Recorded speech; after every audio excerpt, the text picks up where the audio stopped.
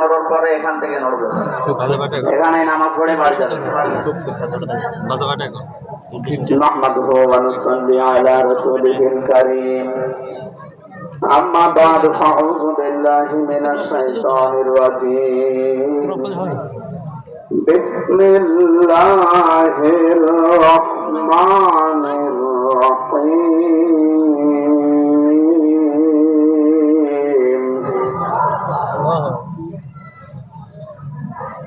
ইত্তাখাযু আহবারহুম ওয়া রুহবানহুম আরবাবাম মিন দুনিল্লাহ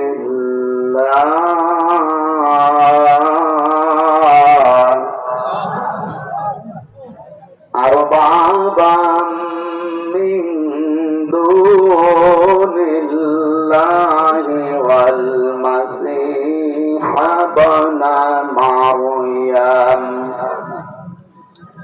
وما أمروا إلا ليعبدوا إلها واحدا لا إله إلا هو سبحانه عما يشركون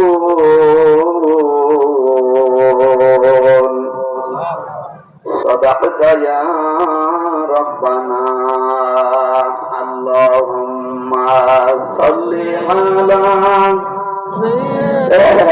দাঁড়িয়ে আছেন কি ওখানে বসা যায় না?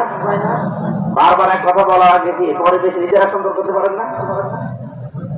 এত মূর্তি ভাঙার পরও দাঁড়িয়ে আছেন আপনারা না? কম ভাঙা হলো না তো, সারা দেশে তো কম বেশি অনেক ভাঙা হয়েছে, এরপরও যদি দাঁড়িয়ে থাকে এদেরকে ভাঙাতে হবে। বসেন, যারা দাঁড়িয়ে আছেন জায়গা পেয়েছেন, কে মাইক নিয়েছেন? একটা মাইক হইল, আওয়াজ বাড়িয়ে দিন। বললাম এই ভাবছেন। আলহামদুলিল্লাহ, ঝিনাইদহ জেলার শৈলকুপা থানার অন্তর্গত খন্দক বাড়িয়া ইকরা হিফজুল কোরআন মাদ্রাসা প্রাঙ্গণে তাফসীরুল কোরআন মাহফিলের সম্মানিত সভাপতি প্রফেসর আলফাজ উদ্দিন দামাত বারকাতুহুমুল আলিয়া বলেন আমিন। এ মাহফিলে এতক্ষণ যারা আলোচনা রেখেছেন আপনাদের ঝিনাইদহ সন্তান ডক্টর মাওলানা হাবিবুর রহমান ঢাকা। এই আওয়াজ এরকম বাড়ি খায় কেন? কি করেন কি এখানে বসে বসে?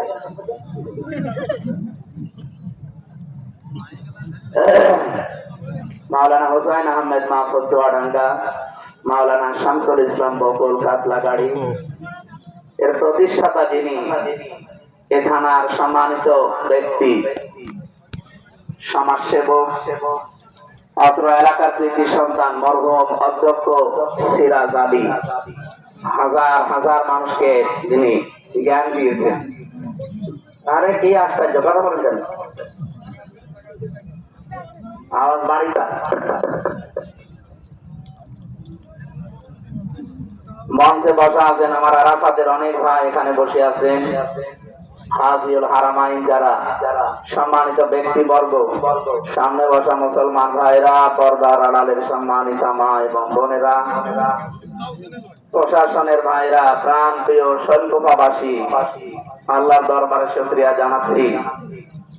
কোরআনে কারীম শোনার জন্য আমাদেরকে আল্লাহ একটা মন দিয়েছেন। কত মানুষ এলাকায় আছে, সবাই কিন্তু কাজকর্মের কারণে হয়তো আসতে পারেন না, অনেকে ইচ্ছা থাকার পরও আসতে পারেন না। কত মানুষ এখনো দেখবেন বিভিন্ন জায়গায় বসে গল্প করছে, কোরআনে কারীম শোনার মতো ভাগ্য আল্লাহ তাদেরকে দেয়নি। এটা হচ্ছে সৌভাগ্যের সোপান। মা আনজালনা আলাইকাল কুরআনা লিতাশকা। হে নবী, কোরআনে কারীম আমি আপনাকে এই জন্য দেইনি যে আপনি মার খাবেন, আপনি অপদস্থ হবেন, অপমান হবেন, দুনিয়াতে আপনি না খেয়ে থাকবেন না। কোরআন দিয়েছে এই জন্য যে আপনি উপরে থাকবেন। হয়তো কাঙ্ক্ষিত মানে যেটা দরকার ওই পর্যন্ত আমরা অনেকে যেতে পারিনি। এই কারণে আমরা কোরআন থাকার পরেও না খেয়ে থাকি, মার খাই, অপমান হই, অপদস্থ হই। তাছাড়া আল্লাহর কথা তো মিথ্যা হওয়া অন্তত সম্ভব না। ওনার কথা মিথ্যা হওয়া সম্ভব? উনি অবশ্যই সত্য কথা বলেছে, কিন্তু আমাদের কাজকর্ম কেন জানি ওই পর্যন্ত যেতে পারছে না। হ্যাঁ, আপনারা কথা বন্ধ করে এদিকে তাকান। তারাক্তু ফীকুম আমরাইনি লান তাদিল্লু মা তামাসসাকতুম বিহিমা কিতাবাল্লাহ ওয়া সুন্নাতু রাসূলিহি। শেষ কথা ছিল এইটা। নবীজি বলেন, আমি চলে গেলাম, দুইটা জিনিস রেখে গেলাম তোমাদের কাছে, একটা আল্লাহর কোরআন আর একটা আমার সুন্নাহ। যদি এই দুইটা আঁকড়িয়ে ধরতে পারো, লান তাদিল্লু, কখনো তোমরা পথভ্রষ্ট হবে না, পথ হারাবে না। এখানে আরবি গ্রামার অনুযায়ী তাদিল্লু এই শব্দের আগে লাম এসেছে। এই ভাই আওয়াজ বাড়ি খাই কেন? এ দেওয়া লাগবে না, রিভাব দিলে সমস্যা, রিভাব দে। আর আওয়াজ যা আছে আপনার রওশনের সাদের মতো না করে সব বাড়িয়েছে।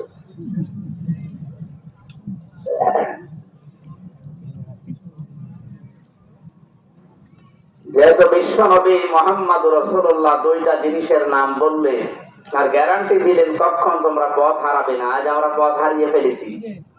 তামাম দুনিয়ায় 257টা রাষ্ট্র, যেখানে আমরা মুসলিম আছি কম বেশি, সেখানে অপদস্থ, অপমান, মার খাচ্ছি। তাহলে নবীর এই হাদিস অনুযায়ী, এই আয়াত অনুযায়ী আমরা হয় ঠিক পথে চলতে পারছি না, অথবা তাদের কথা মিথ্যা। আল্লাহ এবং রাসূলের কথা মিথ্যা হওয়া সম্ভব না। ওমান আসদাকু মিনাল্লাহি কিলা, আল্লাহ বলেন আমার চাইতে সত্য কথা কেউ বলে না। আর পৃথিবীতে যত কথা আছে সবচাইতে সত্য কথা আল্লাহর পরে রাসূলের কথা। সুবহানাল্লাহি ওয়া বিহামদিহি। এই জন্য হাদিস, মান ক্বালা বিহি সাদাকা, যারা কোরআন দিয়ে কথা বলে দুনিয়ায় তারা সত্য কথা বলে। পৃথিবীতে যাদের কথার আগে পরে কোরআনের নিয়ম নীতি নেই, কোরআন দিয়ে বলতে পারে না, আপনি বিশ্বাস করে নেবেন যে ওর ভেতরে ভেজাল আছে। প্রশ্ন আসতে পারে, ও জানে না তাই বলে না। ও জানে না কেন? ও যে জানে না এটা ওর অপরাধ। কথা বোঝেন? বহু মানুষ আমরা কিন্তু এই দেশে এই ফতোয়া জারি করেছি যে আমি জানি না তাই মানি না। আপনি জানেন না কেন? আমি কি মায়ের পেট থেকে জেনে এসেছি? আমি যদি জানতে পারি, আপনি জানবেন না কেন? সুতরাং এই অজুহাত আর চলবে না যে জানি না তাই মানি না। আপনাকে জানাও ফরজ, মানাও ফরজ। কেউ যদি ইসলামের কোন নিয়ম নীতি জানে, তার একটা ফরজ আদায় হয়েছে। মানি না, এটা তার একটা গুনাহ হবে। কিন্তু একলা লোক জানেও না, মানেও না, ও জানার ফরজও আদায় করেনি, মানার ফরজও আদায় করেনি, ওর গুনাহ হবে কয়টা? বলেন বলেন। আপনি যদি এই মুসলমানের মাথায় একটা বাড়ি দেন, আপনার একটা গুনাহ হবে। আর হিন্দু লোকের মাথায় বাড়ি দেন, ডবল গুনাহ হবে। কারণ আমাদের কাছে সংখ্যালঘু, এদেশে মাত্র ৬-৭ ভাগ অন্য ধর্মের লোক আছে। আমরা ৯২ থেকে ৯৩ ভাগ মুসলমান। একদিকে ওনার মাথায় বাড়ি দিলে একটা জুলুমের গুনাহ হবে, আর একটা হচ্ছে আমানতের খেয়ানতের গুনাহ হবে। কথা বুঝতেছে? এই জন্য যারা এই অজুহাত পেশ করেন যে জানি না তাই মানি না, এটাই অসুবিধা নেই। অসুবিধা নেই মানে আপনার ডবল গুনাহ হবে। আপনি মানেন না, জানেনও না, দুইটা ফরজে আপনি লঙ্ঘন করেছেন। সুতরাং এখন থেকে আমাদের এই ফতোয়াবাদ, এখন জানাও ফরজ। বলেন বলেন। তাহলে আপনি না জানলে মানবেন কি করি? আর জানার জন্যই তো বিভিন্ন পরিবেশ দরকার। আজকে তার ভেতরে একটা বহু নিয়ম নীতি আমরা না জানার কারণে মানুষ আমাদের ভেতরে চালিয়ে দেয়, ধর্ম বলি, ইসলাম বলি। আমরা জানি না তাই। আমরা যদি জানতাম ওগুলো যে ইসলাম না, আমরা তাহলে জানার পরে ছেড়ে দিতে পারতাম। আমরা তেলাওয়াতকৃত আয়াত থেকে এই কথাগুলো আজকে অল্প সময়ের ভেতরে শোনার চেষ্টা করব ইনশাআল্লাহ। যে আল্লাহ আমাদেরকে নবীদের মাধ্যমে দুইটা জিনিস ছেড়ে গিয়ে গ্যারান্টি দিলেন যে আমরা পথ হারাবো না। এখন থেকে আমাদের উচিত হবে যে যেখানে আছি অন্তত এই দুইটা যেন হারিয়ে না ফেলি। আর যারা কোরআন দিয়ে কথা বলে, তারা যে সত্য কথা বলে, এটা প্রমাণ অলরেডি হয়ে গেছে। কি কথা বলে না কেন? ফামান তাবিয়া হুদায়া ফালা খাউফুন আলাইহিম ওয়ালা হুম ইয়াহজানুন। যুগে যুগে আমার পক্ষ থেকে হেদায়েত যাবে, যদি অনুসরণ করতে পারো, আমি আল্লাহ গ্যারান্টি দিলাম কোনো ভয়ও নেই, চিন্তাও নেই। এই 54 বছরে এটা যদি আমরা মেনে নিতে পারতাম, সত্যি আমরা ভয় এবং ভীতির ঊর্ধ্বে থাকতাম। আজ আমাদের ভয় ভীতি চিন্তা এই কারণে, কারণ আল্লাহর কথা আমাদের বিশ্বাস হয় না। আল্লাহর বাইরে যারা আছে, তাদের চরিত্রের অধপতন এমন জায়গায় পৌঁছিয়েছে যে শয়তান পর্যন্ত লজ্জা পায়। তাদের কথা আমাদের বিশ্বাস হয়, অথচ তাদের কোনো দলিল আছে? তাদের কাছে কোনো দলিল নেই, কথায় কোনো দলিল নেই। এই কথা বোঝেন আমার? সুতরাং আজকে থেকে যারা কথা বলবে, সে যেই হোক, যদি কোরআন দিয়ে বলে, আবার কোরআন দিয়ে বললেও হবে না। ওই যে তাহিরি ভাইয়ের মতো, ও তো কোরআন দিয়েই বলে, এটা সব বানানো। ও যা বলে সব ওর মন গড়া কথা, কিন্তু কোরআনের নামে চালিয়ে দেয়। এটাকে আমি মানিয়ে বলছি। ওয়াইন্না ফারিকাম মিনাল মুমিনিনা,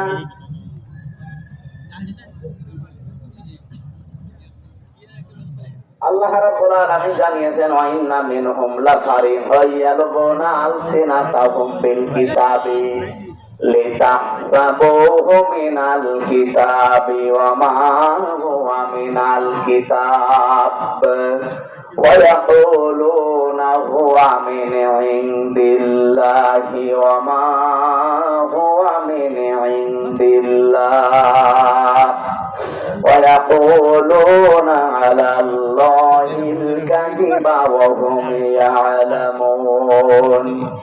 সূরা আলে ইমরানের 78 নাম্বার আয়াতে আছে, খুব ভালো করে মিলাবে। এই সিনাইদা বিশেষ করে শৈলকুপার জন্য আয়াতটা খুব দরকার। ওয়াইন্না মিনহুম লাফারিকান ইয়ালবুনা আলসিনাতাহুম বিল কিতাব। হে নবী, তাদের ভেতরে অনেক মানুষ এমন আছে যারা বক্তা, আলোচক, যারা কথা বলতে পারে। এই দল এমন একটা দল, তারা বের হয় কি করে আপনি জানেন? ইয়ালবুনা আলসিনাতাহুম, তারা তাদের জিহ্বায় রং লাগায়। তার মানে রং ঢং দিয়ে, সাজগোজ করে, সুর সার দিয়ে এমন ভাবে কথা বলে মনে হচ্ছে যে কিতাবের কথাই বলছে। লিতাহসাবুহু মিনাল কিতাব, মানুষেরা ধারণাও করে যে মনে হয় কোরআনের কথাই হবে। ওয়া মা হুয়া মিনাল কিতাব, অথচ এগুলো একটাও কোরআনের কথা নয়। ওয়া ইয়াকুলুনা, তারা এই কথাও বলে, হুয়া মিন ইনদিল্লাহ, এগুলো আল্লাহর পক্ষ থেকে সব নাযিল হয়েছে। ওয়া মা হুয়া মিন ইনদিল্লাহ, এগুলো একটাও আল্লাহর পক্ষ থেকে আসে নাই। ওয়া ইয়াকুলুনা, তারা যা বলে, আলাল্লাহিল কাযিবা, আল্লাহ সম্পর্কে যা বলে এগুলো সব মিথ্যা কথা বলে। ওয়া হুম ইয়ালামুন, অথচ তারা কিন্তু এটা জানে যে আমরা মিথ্যা বলছি।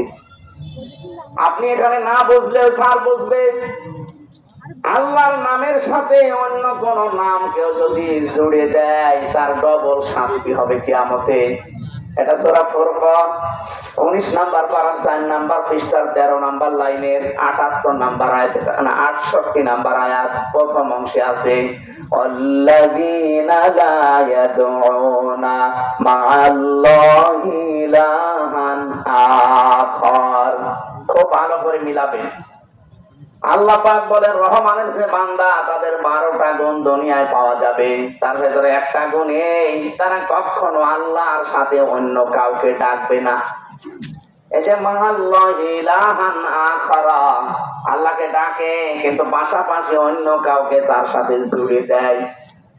আমি নাম ধরে বললাম আপনাকে শিক্ষা দেওয়ার জন্য, বোঝার জন্য। বলেন তো, এই যে মাওলানা তাহিরি সাহেব, উনিও তো জিকির করে আল্লাহর, আটরশির ময়দানে ওরাও জিকির করে আল্লাহর, কিন্তু পাশাপাশি এমন এমন নাম জুড়ে দেয়, আলী বাবা, কেল্লা বাবা, ফাতে বাবা, খাজা বাবা, এগুলো বলে না বলে? তাহলে আয়াত অনুযায়ী কি ওই মানুষগুলো আল্লাহকেও ডাকে, পাশাপাশি অন্য কাউকে যারা জুড়ে দেয় জিকির হিসাবে, আল্লাহ বলেন এদের শাস্তি হবে ডবল। তাহলে এদেরকে যদি আল্লাহ শাস্তি, ওরা কি জানে না আয়াত? ওরা নিজেদের দরবার, নিজেদের পেটের কারণে এই কাজগুলো ওরা ধর্ম বানিয়ে নিয়েছে। রং ঢং দিয়ে, জহবা উলট পালট করে, সুর সার দিয়ে মনে হচ্ছে কোরআনের কথাই হবে।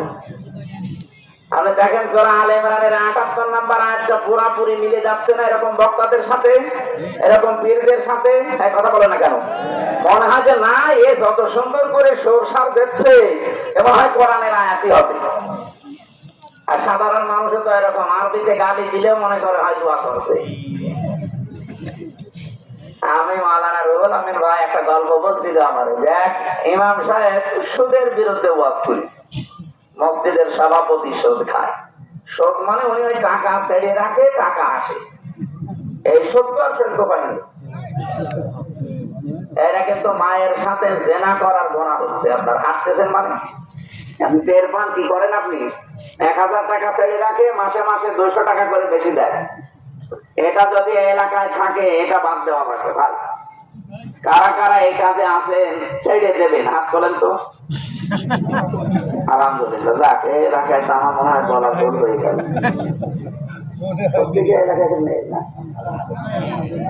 হ্যাঁ, আপনি লজ্জা পান কোন কারণে? কিসের লজ্জা আপনার? কোন নেই, ঠিক আছে। যাক এই এলাকাটা এখনো যে ভালো আছে আলহামদুলিল্লাহ। সেই দিন আমি ওই যে ইসে পেয়েছিলাম হরিণা কুণ্ড, ওনারা দেখলাম কয়েকজন হাত তুলেছে, টাকা ছেড়ে রেখেছে আর টাকা আসে। তাহলে জেনাইটা একই জেলায় দুই রকম নিয়ম চলছে, এরকম হইতো না। তারপরেও যদি কেউ ভুল ভালো এগুলো করে থাকেন, আশা করছে আপনি ছেড়ে দেবেন। ছেড়ে দেবেন তো ইনশাল্লাহ? এই যে ইনশাল্লাহ বলছে, তার মানে আছে। আমার ভাইরা, সুদ খাওয়া, ঘুষ খাওয়া, জেনা ব্যভিচার করা, উলট পালট করে আপনি কামাই করছেন। বলেন তো যে মানুষগুলো এরকম উল্টো পাল্টা করে কামাই করে আর বলে বাবা শ্বাস হালাল, মদের কাছে সব হালাল, হালাল করে দিলে সব। এটা বলতে চাচ্ছিলাম এই হাদিস দিয়ে। বিশ্বনবী মুহাম্মদ রাসূলুল্লাহ সাল্লাল্লাহু আলাইহি ওয়াসাল্লামের উম্মত আমরা যারা দাবি করছি, নবীজি এই পৃথিবীতে আসার পরে যতগুলো কাজ নিষেধ করেছিলেন তার ভেতরে কিন্তু এই সুদ একটা। কি সুদ একটা না? ৫০০টা নিষিদ্ধ কাজ আছে এই কোরআনে, তার ভেতরে সুদ একটা। উনি আলোচনা করতে করতে সুদের আয়াত এসেছে যে সুদ খাওয়া আর মায়ের সাথে জেনা করা সমান, সুদ খাওয়া আল্লাহ রাসূলের সাথে জেনা কি যুদ্ধ করার শামিল। এই কথাগুলো বলার পরে বেশ সুন্দর করে নামাজ হয়ে গেল। নামাজ পড়ার পরে যিনি সভাপতি আছে উনি বলছে, হুজুর আপনি আর ওয়াজের আয়াত পেলেন না, আপনি আমার দিকে তাকিয়ে তাকিয়ে আয়াতটা পড়লেন। আমি যে এলাকায় টাকা ছেড়ে রাখি এটা সবাই জানে, আপনার বলার দরকার কি? ইমাম সাহেব কি ওটা জেনে বলেছে? ঠিক আছে, আপনি যখন আমার অপমান করলেন এতগুলো মানুষের সামনে, আমার উলঙ্গ করে দিলেন, আপনার আমি আর রাখবো না, বাদ দিয়ে দিলাম। ঠিক আছে, ওখান থেকে গিয়েছে উপশহরে, ওই যে নাটোরের খেজুর তলা বলে আছে চলন বিলের ভেতরে, ওই এলাকায়। ওখানে ইমামতে নিয়ে আমি বেশ ভালোই করছিলাম, কয়েক সপ্তাহ গেল। প্রথম যে আয়াত তেলাওয়াত করেছি পর্দার আয়াত। পর্দার আয়াত আসার পরে সেক্রেটারি যিনি উনি ডাক দিয়ে বলছে, হুজুর আপনি একটা কাজ করলেন, আমার বউ না একটু বেড়াকে চাকরি করে, একটু এলট পলট হয়ে যায়, আপনি তাই বলে এইভাবে বলবেন? মানুষ তো জানে যে আমার বউ চাকরি করে, আপনি বলতে গেলেন কেন? আমি যখন আমার মান সম্মান রাখলেন না, আপনাকে রাখবো না, বাদ দিয়ে দিয়েছি। বলছে এখন আমি আর শহরে উপশহরে কোন জায়গায় থাকবো না, এমন এক গ্রামে যাবো যারা আরবি বোঝে না। চলন মিলের ভেতরে গ্রামে নামাজ পড়িয়েছে, ভালোই বয়ান করেছে, একেবারে সরসার দিয়ে কথা বলার পরে উনি জমান নামাজে তেলাওয়াত করেছে সূরা ইয়াসিন, কয়েকটা আয়াত। ইয়াসিন আল কুরআনিল হাকীম। তেলাওয়াত করার পরে নামাজ শেষ হয়ে সবাই বলছে না ইমাম সাহেব ভালোই আছে, এর গলা খুব সুন্দর, কণ্ঠ ভালো, এইটাই লাগবে। কিন্তু ক্যাশিয়ারের মন খারাপ, ডাক দিয়ে বলো, হুজুর আপনি কি সূরা পড়লেন? কেন? ইয়াসিন পড়েছি। আপনি একটা কাজ করলেন, এই মসজিদের সভাপতির নাম ইয়াসিন আর ওর বাপ মরে গেছে, তার নাম হাকিম। আপনি তো বললেন ইয়াসিনুল কোরআনিল হাকিম, আমি তো ক্যাশিয়ার, আপনাকে টাকা দেবো, আমার নামে কোনো সূরা নেই?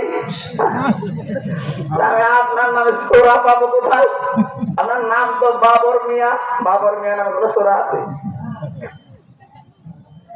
আগামী সপ্তাহে আমি জানি না, আমার নামে যেভাবে হোক একটা আয়াত পড়া লাগবে। যদি আগামী সপ্তাহে না পড়েন আপনার আমি বাদ দিয়ে দেবো। একটা সপ্তাহ ধরে চিন্তা করছে আমি বাবর মিয়ায় কনে পাবো, ওরা কোরআন খুলে থাকে না, বাবর মিয়া নামে কোন সূরা নেই। বাবর মিয়া নামে তো সূরা পড়া লাগবে, একটা বানিয়েছে। জওয়ান নামাজে প্রথম রাকাতে সূরা ফাতিহার পরে পড়েছে ইয়া বাবর আনতা কালবন ওয়া আবুকা খিনজির ওয়া জাদ্দুকা হিমার ফাইন্নাহুম জাহিলুন। কান এমন দিয়া দিয়েছে মনে করছে কোরআনের আয়াতই হবে। নামাজ শেষ করার পর বলছে হুজুর কি আয়াত পড়লেন যে সব জায়গায় শুধু আমারই নাম? আপনি একটু বাংলা বলেন তো আয়াতের। বাংলা বলা যাবে না, না বলেন। বাংলা হচ্ছে হে বাবর নিশ্চয় তুই কুকুর, তোর বাবা শুকর, তোর দাদা গাধা, তোর 14 বংশ সব মূর্খ দল। একটা সূরা হইতো, আরবি তো ভালোই লাগছে। ওর ইমামতি যাই ছিল আর থাকবে, ওর ওই জায়গা থেকে বাদ দিয়েছে। আমি যেটা বোঝানোর জন্য উদাহরণটা বললাম, আজ ভাবেন তো কোরআনে কারিমের আয়াত তেলাওয়াত করার পরে এত সুন্দর করে সরসার দিয়ে তাহেরি ভাই এবং এই সুন্নি নাম নিয়ে ভণ্ডরা এমন সুন্দর করে তেলাওয়াত করে প্রাণ দেয়, মানুষ বলে আল্লাহু আকবার, মানে কোরআনের আয়াত এগুলো আছে, অথচ সবগুলো বানানো, একটা কথা ওই আয়াত ওইভাবে নেই। ওরা আয়াত পড়ছে ইয়া আইয়ুহাল্লাযীনা আমানুত্তাকুল্লাহা ওয়াবতাগু ইলাইহিল ওয়াসিলা, হে ঈমানদারেরা আল্লাহকে ভয় করো আর তাকে পাওয়ার জন্য একটা ওসিলা তালাশ করো। এই ওসিলাই হচ্ছে পীর সাহেব। এখানে কি পীরের নাম আছে? বলেন। ওরা বানিয়ে নিয়েছে, অথচ ওসিলার ব্যাখ্যা আপনি তাফসীরে খুঁজবেন। ওসিলা মানে নেক কাজ। ওসিলা মানে কি? ওসিলার 2 নম্বর অর্থ হচ্ছে ওসিলা হচ্ছে নবীর সম্মান। এগুলো বলে না, পীর সাহেব বানিয়ে নিয়েছে যে আল্লাহকে পাওয়ার জন্য পীর ধরা লাগবে। এখানে কোরআনের আয়াত পড়লে হবে না, যারা আছেন এই জন্য তো বলছে আপনাকে জানতে হবে। হামজা সাহেব বলে আসলে কোরআনে আছে তো নাকি ও উল্টো পাল্টা করে বানিয়ে বলেছে, এটা আপনাকে আগে জানা লাগবে, তাহলে আপনি শুনে মজা পাবেন। এই কথা বলে না কেন? এই যে দেখলেন না কতগুলো বক্তার নাম আল্লাহ বললেন যে বহু বক্তা এরকম আছে, রং ঢং দিয়ে লেসানের বহু বচন আলছে না। লেসান মানে জহব্বা, জহব্বা উলট পালট করে সরসার দিয়ে কানে হাত দিয়ে এমন ভাবে টান মারে মনে হয় যে না কোরআনে আছে। এমনকি তারা বলে ও ইয়াকুলুনা ওয়া মিন বিল্লাহ, এগুলো আল্লাহর পক্ষ থেকে এসেছে। আল্লাহ পাক বলেন না, এগুলো একটাও আমি আল্লাহ এরকম কথা নাযিল করি নাই। ওয়া ইয়াকুলুনা আলাল্লাহিল কাযিবা ওয়া হুম ইয়ালামুন। এই মানুষগুলো কিন্তু ভালোভাবে জানে যে আমরা যা বলছি এগুলো কোরআনের কথা না, আল্লাহর কথা না। জেনে শুনে ওদের ব্যবসার কারণে, দরবারের কারণে এগুলো বলে। এই বলেন তো এরকম মানুষ দেশে নেই? এটা রেকর্ড হচ্ছে, সারা দেশে কালকে যাবে। সুতরাং আল্লাহর সাথে যারা অন্য কাউকে জুড়ে ডাকেন, আপনি ভুল পথে আছেন, আপনার শাস্তি ডবল হবে।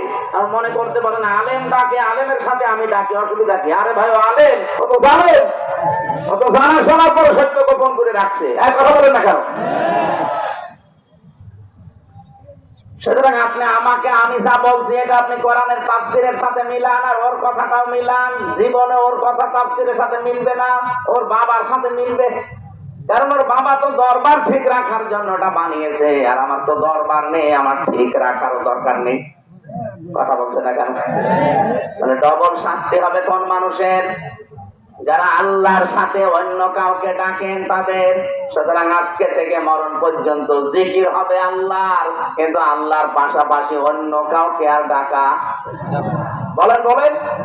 সে খাজা বাবা হোক, দয়াল বাবা হোক, নেংটা বাবা হোক, আগলা বাবা হোক, মাগলা বাবা হোক, কোন বাবার নাম জিকিরে জায়েজ নেই, এমনকি রাসূলুল্লাহর নামেও জিকির করা জায়েজ নেই। রাসূলুল্লাহর নামে হবে দরুদ শরীফ।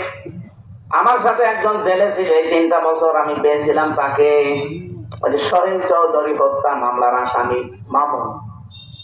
30 বছর জেল ছিল, 25 বছর পরে বের হয়েছে।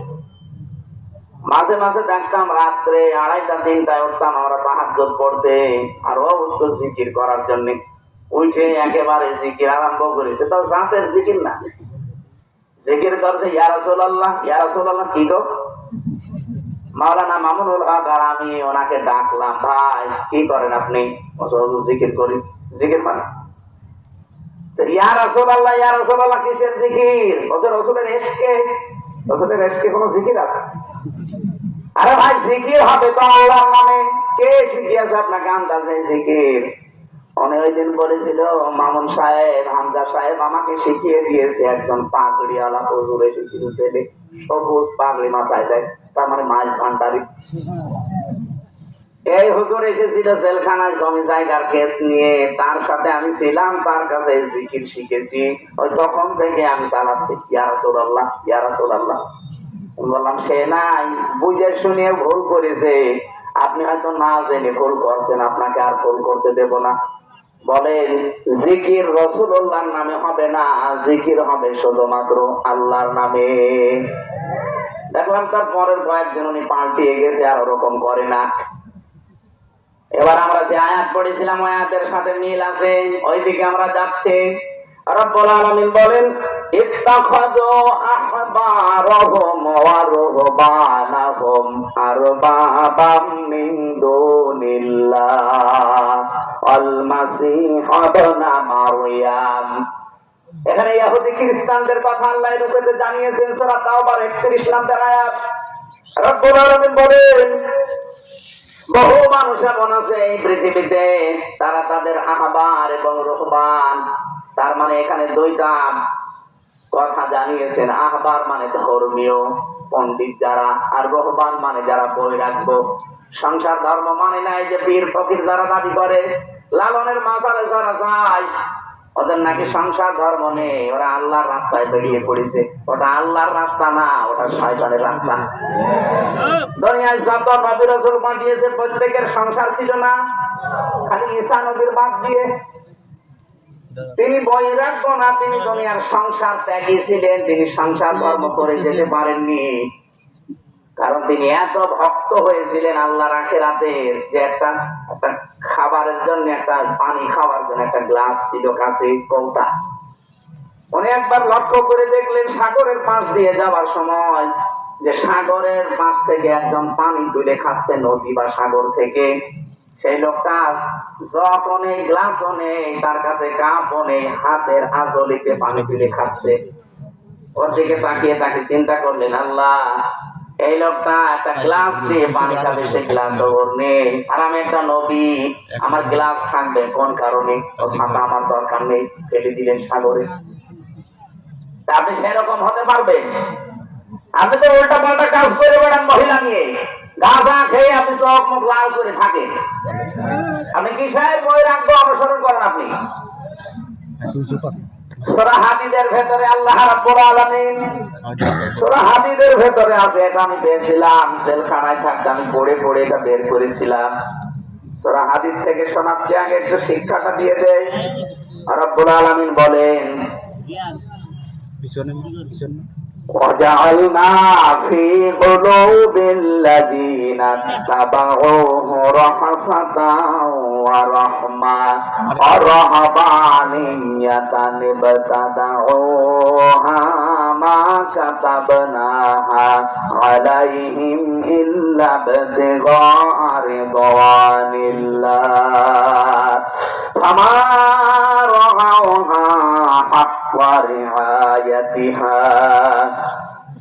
এটার বাংলা সামারাইজ, বাংলা অর্থ হচ্ছে তোমরা কি ওই রকম হতে পারতে না যারা সংসার ধর্ম দুনিয়ার সব কিছু ত্যাগ করে দিয়ে আল্লাহ সন্তুষ্টির পথে নেমে পড়েছে। তোমরা তো তাদের মতো হতে পারোনি। যদিও আল্লাহ এটা উৎসাহ দেননি যে তাদের মতো হও, আল্লাহ আমাদেরকে জানাতে চেয়েছিলেন এটা যে তোমরা যদি তাদের মতো হতে, তাও তো একটা কথা ছিল, তোর চরিত্র ঠিক নেই, রাত হলে তোমার চরিত্র একরকম, দিনের বেলা আর একরকম মনে হয়। মানুষ অনেকে দেখে যে মনে হয় দুনিয়ার কোনো ধান্দাই নেই, অথচ তোমার যে গোনার পাল্লা কেউ না জানলে আমি আল্লাহ কিন্তু জানি। এই পীর ফকির যাদের নাম বলেন অনেকে ভয় পান, এদের দেখলে মনে না এর ভেতরে মাল আছে, কিচ্ছু নেই, মাল কাজ সব দেখা যায়। এই কথা বলছেন না কেন? লালনের মাজারে একবার যে দেখি রাত 9:30টার দিকে একটা উলঙ্গ, প্রায় একেবারে অর্ধ উলঙ্গ, সব শেষ, ওর শরীরে কিছু নেই, ওরে দুধ খাওয়াচ্ছে একজন গ্লাসে করে। কি করেন? হুজুরে আল্লাহর ওলি, এর ভেতরে মাল আছে। মাল যা আছে সব তো দেখা যাচ্ছে, নতুন মাল দেখাও, এ মাল তো সবার আছে, এ মাল সবার নেই, ওই মালই দেখাচ্ছে, তো ও মাল হলো। ওদের চরিত্র ঠিক ওই রকম। সম্মানিত মা বোন যারা এসেছেন, কখনো এই শয়তানদের বিশ্বাস করবেন না।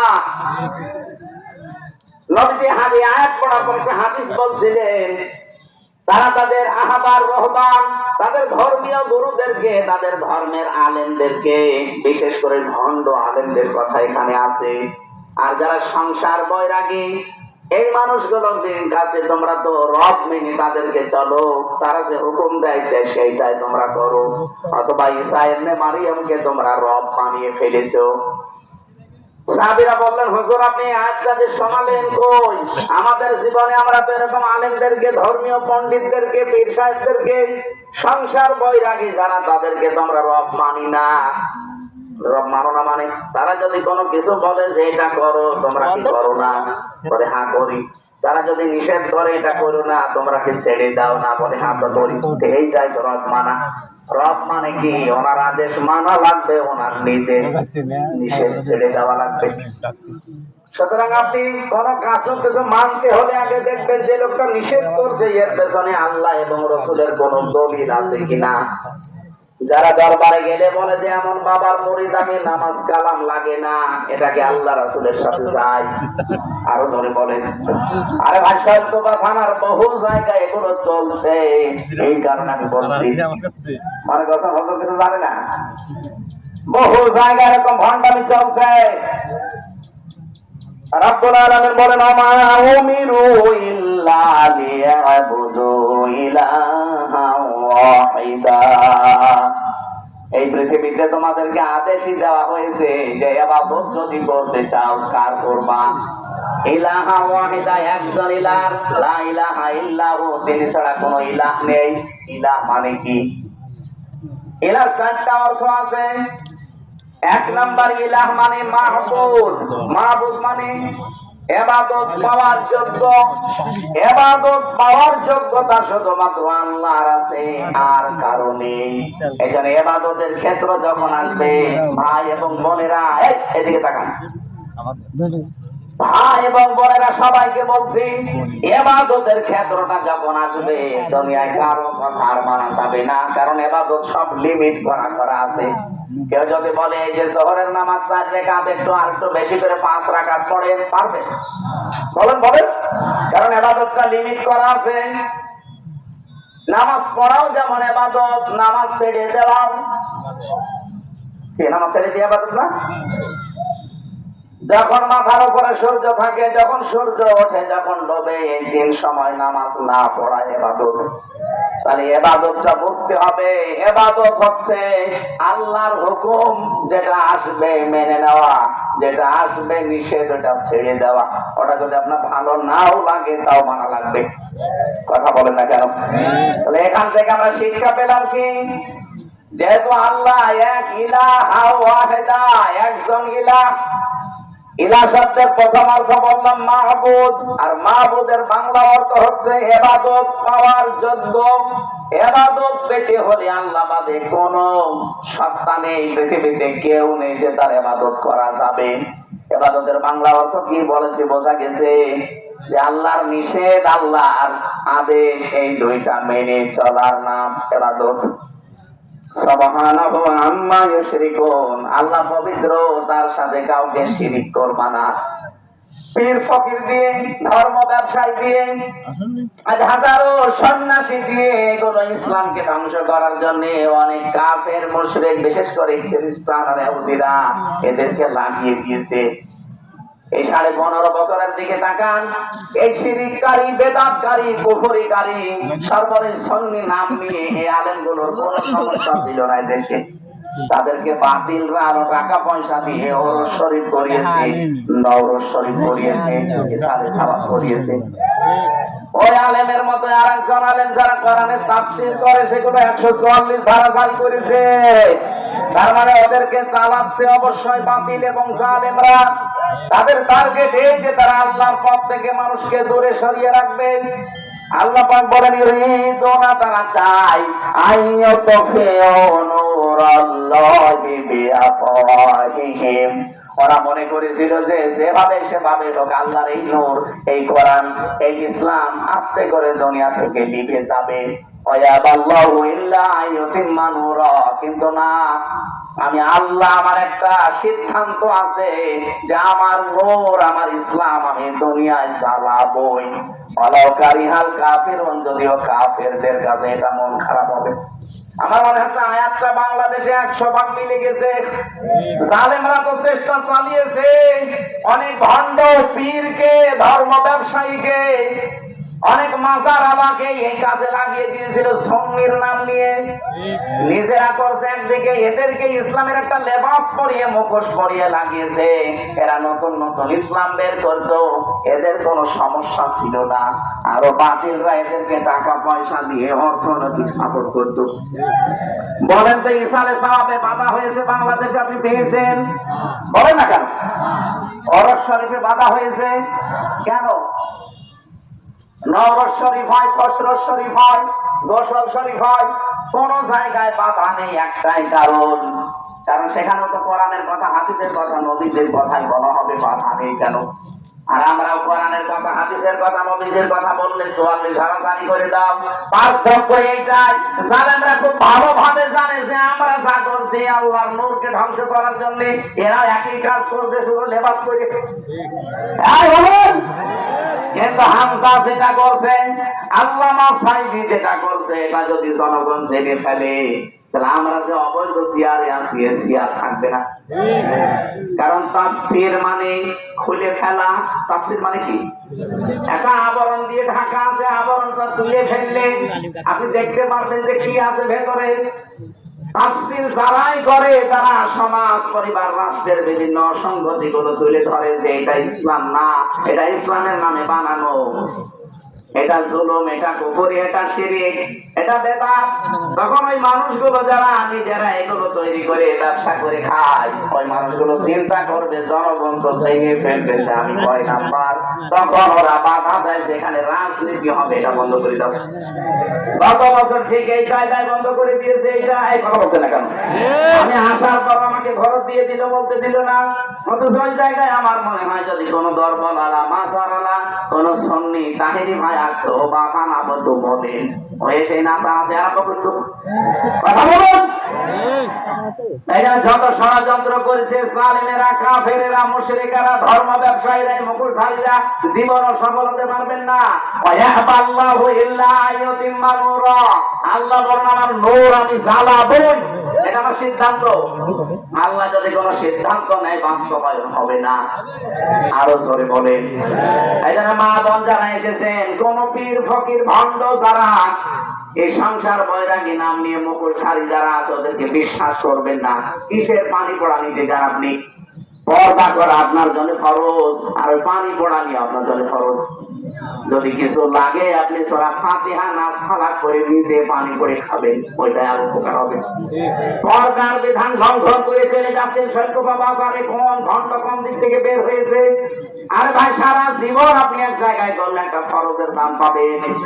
পর্দার বিধানটা লঙ্ঘন করে চলে গেলেন, স্বামীর কথা, ছেলের কথা না মেনে, ওখানে যে কত রকমের ওলট পালট কাজে আপনাকে জড়িয়ে পড়তে হয়, সর্বশেষ ধাক্কা ধাক্কি হয়।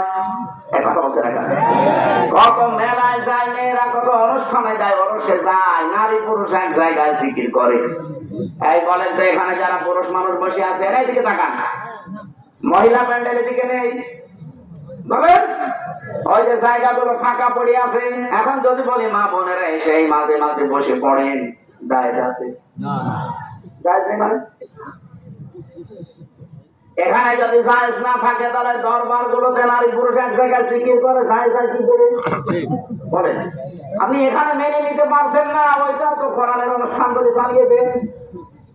এখানে যদি জায়েজ না থাকে নারী পুরুষ এক জায়গায় বসে জিকির করা, কোরআন শোনা, তো ওই জায়গায় এক জায়গায় পর্দা লঙ্ঘন হয় না। এই ইসলাম আপনি বোঝেন না কেন? আপনি সবচেয়ে সমান মনে করেন যে ওরাও জানি রাস্তা না, আকাশ পাতাল ওগুলো ধ্বংস করার জন্য মুখোশ করেছে। আল্লাহ বলেন আমার নূর আমি জ্বালাবো, আল্লাহ কিন্তু জ্বালিয়ে অলরেডি দিচ্ছে। কথা বলেন, এদেশে কোরআনের নূর জ্বলবে। মানুষের ভেতরে যে চেঞ্জ, যে পরিবর্তন আসতেছে আমরা দেখতে পাচ্ছি। মানুষ কিন্তু অনেক পরিবর্তন হয়ে গেছে। এখন আগস্টের 5 তারিখের আগে যে চশমা ছিল, চশমা এখন আর নেই, খুলে গেছে। এক কথা বলেন, এই জন্য মা বোনদেরকে বলবো, আপনার যদি খুব অসুবিধা বেশি হয়, এই পীর ফকির এই মুখোশধারী ভণ্ড এই দরবার গুলোতে যাবেন না। আপনি নিজের সূরা ফাতিহাটা শুদ্ধ করে পড়েন, আপনার স্বামীকে দিয়ে পড়ান, সূরা নাস ফালাক পড়েন। যদি জিন ভূত পরি এরকম কোন কেউ তাবিজ মাবিজ করে থাকে, কোনো অসুবিধা নেই, এগুলো কাটানো কোনো ব্যাপারই না। এগুলো কাটানোর জন্য 2টা সূরা আল্লাহ দিয়েছেন, নাস আর ফালাক। নবীকেও মানুষ জাদু করেছিল, নবী কাটিয়েছিলেন এই 2টা সূরা পড়ে। নবী যদি কাটাতে পারে, আমরা উম্মত হয়ে কাটাতে পারবো না? কোন কারণে ফরজ বিধান লঙ্ঘন করে পীরের কাছে যাবেন আপনি? আজকে থেকে এই সিদ্ধান্তগুলো পাল্টান। আপনার ছেলে ভয় পেয়েছে অথবা জিন ভূত লেগেছে, কোনো অসুবিধা নাই, আয়াতুল কুরসি পড়বেন নিজে, শুদ্ধ করে পড়ে সূরা ফাতিহা পড়ে একবার ফু দিয়ে দিন, এটা জায়েজ আছে। কিন্তু পীরের কাছে যে আপনি বসে আছেন, আপনার মুখ খোলা, মাথার চুল খোলা, আরো বাকিগুলো আমি বললাম না, এদের উল্টা পাল্টা কাজ হয়ে যাচ্ছে, ফরজ বিধান পর্দা লঙ্ঘন হয়ে যাচ্ছে। আপনারা ফু দিলে কাজ আরো হওয়া দূরের কথা, ফরজ বিধান লঙ্ঘন হওয়ার কারণে আপনার আযাব আরো বাড়বে। এই জন্য যারা চেষ্টা চালিয়েছেন, কিয়ামত পর্যন্ত আপনারা পারবেন না। এদেশে ইসলামের আলো জ্বলবে, কারণ এই সিদ্ধান্ত কার? কাফেরদের যতই মন খারাপ হোক, ওয়াল্লাযী আরসালা রাসূলাহু বিল হুদা, তিনি সে আল্লাহ যিনি তার রাসূলকে পাঠিয়েছেন সত্য দিন সহকারে, লিইয়ুযহিরাহু, যিনি ইজহার করবেন। ইজহার মানে প্রকাশ করা। কিন্তু কোরআনে কারীমের এই শব্দটার ব্যাখ্যা আমি পেয়েছি, নবীজি বলেন মান কোরআন কোরআনা ফাস্তাযহারাহু, যে ব্যক্তি কোরআন পড়ে আর কোরআনকে ইজহার করার চেষ্টা করে, তার মানে কোরআনে কারীমকে বিজয় করার জন্য চেষ্টা চালায়। এটা আমাদের উদ্দেশ্য হচ্ছে, আল্লাহ যেহেতু তার রাসূলকে সত্য দিন সহকারে পাঠিয়েছে, এই পৃথিবীতে 4,500 ধর্ম এখন আছে, সব কিছুর উপরে আল্লাহ কোরআনে কারীমকে, রাসূলের এই বিধানকে তিনি বিজয় করবে। এই দায়িত্ব আমাদেরকে আল্লাহ দিয়েছেন, যদিও করবেন তিনি আমাদের মাধ্যমে। এখন যদি এই মাধ্যম হিসাবে আপনাকে আল্লাহ না পায়, যে উদ্দেশ্য নিয়ে আল্লাহ আপনাকে পাঠিয়েছিল, আপনি উদ্দেশ্য সফল করেননি। জমিনে আল্লাহ আপনাকে পাঠিয়েছিলেন খলিফা হিসাবে, খেলাফতের দায়িত্ব যদি আপনি ঘাড়ে তুলে না নেন, আপনাকে পাঠানো আল্লাহ কি হয়েছে? কিছুই হয়নি। এই জন্য আপনি খেলাফতের দায়িত্ব হাতে তুলে নেবেন, কাঁধের উপরে তুলে নিয়ে জীবন যতদিন আছে, জীবনের শেষ দিন পর্যন্ত চেষ্টা চালিয়ে যাবেন। অধ্যক্ষ কি নাম যেন ওনার? সিরাজ, অধ্যক্ষ সিরাজ আলী। আমি শুনেছি ডক্টর জীবনী, অল্প কিছুদিনের সময় শুনেছি, আমি জেলে যাওয়ার আগে তার কথা শুনেছি। এই লোকটার মতো আপনার চেষ্টা থাকা লাগবে জীবনের শেষ দিন পর্যন্ত, কি করে আল্লাহর জমিনে আল্লাহর বিধানগুলো খেলাফতের দায়িত্বের মাধ্যমে পালন করা যায়। আলাউ কারিহাল মুশরিকুন, আল্লাহ পাক বলেন যদিও মুশরিকদের এটা খারাপ লাগবে, যারা শিরিক করে তাদের মন পাওয়া যাবে না। ইয়া আইয়ুহাল্লাযীনা আমানু, যারা ঈমানের দাবি করো, ইন্না কাসীরাম মিনাল আহবারি ওয়ার রুহবানি লা ইয়াকুলুনান নাস লা ইয়াকুলুনা আমওয়ালান নাস বিল বাতিল। হে ঈমানদারেরা, অনেক ধর্ম ব্যবসায়ী আছে, মুখোশধারী আছে শয়তান, এরা আহবার এবং রুহবান, এরা বৈরাগ্যের নাম নিয়ে, পীর ফকিরের নাম নিয়ে, দরবেশের নাম নিয়ে জনগণের সম্পদগুলো তারা অবৈধভাবে শরীয়তের নাম বলে খায়। ওয়ায়াসুদ্দুনা আন সাবিলিল্লাহ, আল্লাহর পথ থেকে তারা মানুষদেরকে দূরে সরিয়ে রাখে। এটা আমি বলছিলাম না, ওদের উদ্দেশ্য এইটা, কি করে মানুষকে ধর্ম থেকে, ইসলাম থেকে, আসল কাজ থেকে দূরে সরিয়ে রাখা যায়। বিভিন্ন উলট পালট নাম দিয়ে ওরা মানুষকে দূরে সরিয়ে রাখার চেষ্টা চালাচ্ছে। সারা বাংলাদেশের ৪৮,০০০ পীর, প্রায় সবারই উদ্দেশ্য এইটাই। শয়তান ওদেরকে ব্যবহার করে এইভাবে, আল্লাযীনা ইয়াকনিজুনা আয-যাহাবা ওয়াল ফিদ্দাতা ওয়া লা ইউনফিকুনাহা ফি সাবিলিল্লাহ ফাবাশশিরহুম বিআযাবিন আলীম। যে মানুষগুলো তাদের স্বর্ণ রূপা জমা করে রাখে আর এগুলো আল্লাহর রাস্তায় খরচ করে না, এদেরকে আপনি যন্ত্রণাদায়ক শাস্তির সুসংবাদ দিন। মেয়েরা যারা এসেছেন, আপনার শাড়ির সংখ্যা কত আপনি নিজেও জানেন না। আলমারির ভেতরে 3 পিস শাড়ি দিয়ে, লেহেঙ্গা দিয়ে ভরে গেছে। এরপরও বিভিন্ন অনুষ্ঠান আসলে, বিভিন্ন দিবস আসলে স্বামীকে চাপ দেন যে আমার আরেকটা লাগবে। যত আছে এইটারই তো আপনি এখনো সাদকা করেননি, যাকাত দেননি। শুধু সোনার উপর যাকাত দেওয়া লাগবে না, পৃথিবীর প্রতিটি জিনিসের যাকাত আছে, শরীরের যাকাত আছে। এটা বলছেন না, শরীরের যাকাত নেই। শরীরের যাকাত হচ্ছে রোজা রাখা, প্রতি সপ্তাহে 2টা, সোমবার বৃহস্পতিবার, প্রতি মাসে 3টা, 14, 13, 14, 15, আর প্রতি বছরে হচ্ছে কমপক্ষে 30টা, ওই যে রমজানে। এরপরে আরো নফল রোজা আছে, শাওয়ালের চাঁদে রোজা আছে, রজবের চাঁদে রোজা আছে, মুহররমের চাঁদে রোজা আছে। এগুলো দিলে আপনার শরীরের যাকাত আদায় হবে, শরীরকে আপনি সুস্থ রাখতে পারবেন। বলেন তো, শরীরের যদি যাকাত থাকে তাহলে আপনার শাড়ির যাকাত নেই। কোন কারণে 30টা শাড়ি আপনি তুলে রেখেছেন, অথচ আপনার নিজের আপন ছোট বোন তো শাড়ির অভাবে উলঙ্গ অর্ধলঙ্গ থাকে। আপনার নিজের চাচা তো ভাবির শাড়ি নেই, কি করবেন শাড়িগুলো? এখনো যদি মরে যান, 30টা শাড়ি আপনার স্বামী আরেকটা বিয়ে করে সেই বউকে দিয়ে দেবে। সুতরাং বেঁচে থাকতে এগুলোর হক আদায় করবেন। যারা এগুলো হক আদায় করতে চান না, আল্লাহর রাস্তায় খরচ করেন না। বহু মহিলার কাছে টাকা আছে, আশপাশের কোন গরিব মহিলা এসে যদি বলে, আপা, ভাবি, 200 টাকা 500 টাকা একটু ধার দেন বা এমনি দেন, ও দিতে তো চাই না, আরো ছাড়ি মারে। আবার নামাজ পড়ে বলে, রোজা রাখেন, কিসের নামাজ পড়েন আপনি? একজন মানুষকে যদি কেউ ধার দেয় তার ডবল সওয়াব হয়, যদি দান করে তার একটা সওয়াব হয়। ধার দিলে ওই মানুষটার উপকার হলো এক, আর আপনি তাকে সাহায্য করলেন। সুতরাং আমরা যদি সামর্থ্য থাকে দান করে দিয়েন, আর যদি দান করতে নাও পারেন অন্তত তার বিপদ উদ্ধার করার জন্য ধার দিয়েন। কত মহিলার কাছে ধনী যারা এলাকায়, তাদের কাছে গরিব এলাকার মানুষেরা আসে, এরকম আসে না? যারা এগুলো খরচ করতে চান না, আল্লাহর রাস্তায় খরচ করা থেকে আপনি বিরত থাকেন। আল্লাহ রাব্বুল আলামিন বলেন, ইয়াউমা ইউহমা আলাইহা ফি নারি জাহান্নামা ফাতুকওয়া বিহা জিবাহুহুম ওয়া জুনুবুহুম ওয়া যুহুরুহুম হাযা মা কানাসতুম লিআনফুসিকুম ফাযুকু মা কুনতুম তাকনিজুন।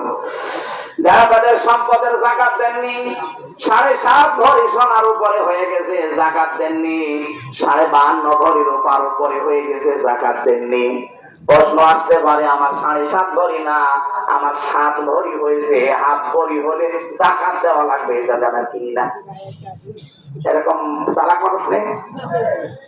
বাংলাদেশ গরিব দেশ, এই দেশের হিসাব করে আপনি যদি সর্বোচ্চ এখন 92,000 টাকা স্বর্ণ রৌপ্য ব্যাংকের টাকা বাক্সের ভেতরে টাকা আছে, এগুলো সব যা হিসাব করে দেখবেন,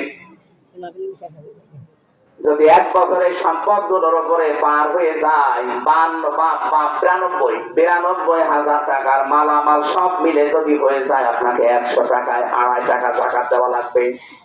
যদি কেউ জাকাত না দেন আপনার নামাজ হবে না, কারণ যেখানে নামাজের কথা সেখানে জাকাতের কথা। অনেক মনে মনে ভাবছে যে ঠিক আছে, নামাজ যদি না হয় সেটা নামাজও পড়বো না। সেদিন কোন জায়গায় যেন এক মাসলা বলেছিলাম যে ফাসাল্লি লিরাব্বিকা ওয়ানহার, যে নামাজ পড়ো কোরবানি করো, নামাজ পড়ে না কোরবানি করে, ওর কোরবানি হবে না। ও বলছে ঠিক আছে, নামাজও পড়বো না। নামাজ তো পড়ি না, ঠিক আছে, কোরবানি যদি না হয় ও কোরবানিও দেবো না, দরকার হয় টাকা আমি আরো জমা করবো। আপনারা এরকম ভুল বুঝেন না, যেখানে নামাজের কথা সেখানে জাকাতের কথা আল্লাহ দিয়েছেন। এই জন্য এই পরিবেশটা তো ঠিক রাখা লাগবে।